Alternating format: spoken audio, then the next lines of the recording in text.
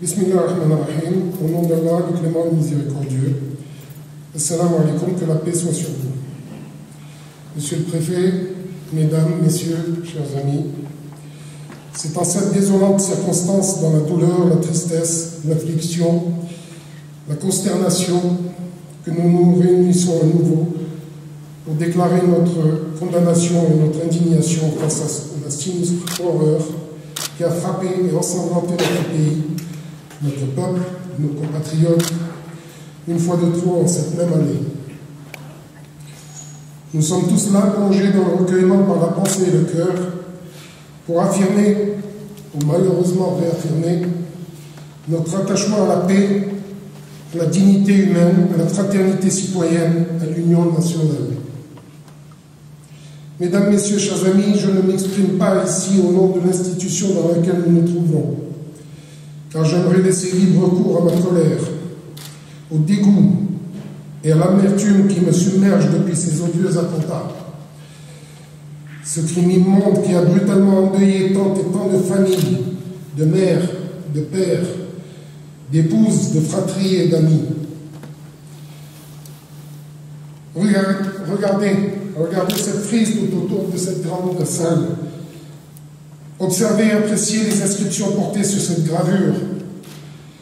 Elle comporte les 99 noms de celui en qui nous croyons, de celui que nous adorons et vénérons, Dieu Tout-Puissant.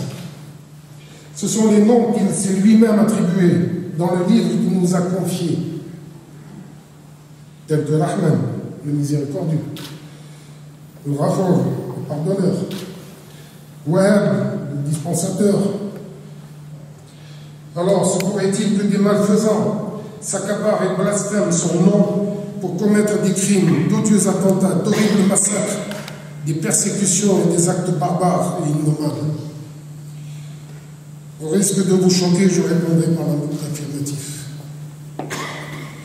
Oui, ces terroristes ont commis ces tueries au nom de notre religion, en revendiquant leurs méfaits au nom de l'islam.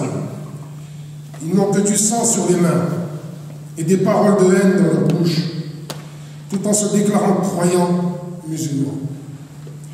Se peut-il que notre religion emmènerait à croire en mal, à l'abjection, à l'ignominie? Évidemment non, et assurément non, bien sûr.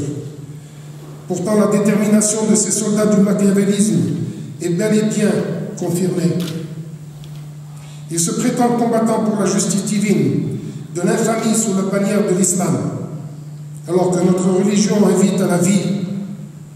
Comment et pourquoi fermons-nous les yeux lorsque ces criminels suggèrent la mort? Il est temps d'ouvrir les débats à l'autocritique, de découvrir là où se situe l'échec qui a conduit à l'affaiblissement de la réputation et de l'image de notre religion. Nous n'avons plus le droit en tant que musulmans de nous contenter de discours désapprobateurs prononcés du bout des lèvres. Nous devons accentuer notre recherche et enrichir l'enseignement confessionnel à l'aune de notre livre saint au Coran. Cependant, la responsabilité, car il y a responsabilité, ne peut être que partagée. Les pouvoirs publics en ont une part, tout comme les prétendues institutions nationales représentatives des musulmans. La prise de conscience doit s'élever au plus haut niveau de l'État pour prendre en considération le véritable sens de cette religion qui est l'islam, que d'aucuns préféreraient rejeter, tout au moins discréditer, voire négliger. Les Français musulmans ont besoin maintenant et plus qu'avant de cette reconnaissance apaisée à laquelle ils aspirent et revendiquent. Mesdames, Messieurs, chers amis, la cérémonie à laquelle nous nous assistons aujourd'hui s'inscrit précisément dans cette démarche d'ouvrir le chemin de la compréhension mutuelle par le dialogue, l'écoute et le parler sincère.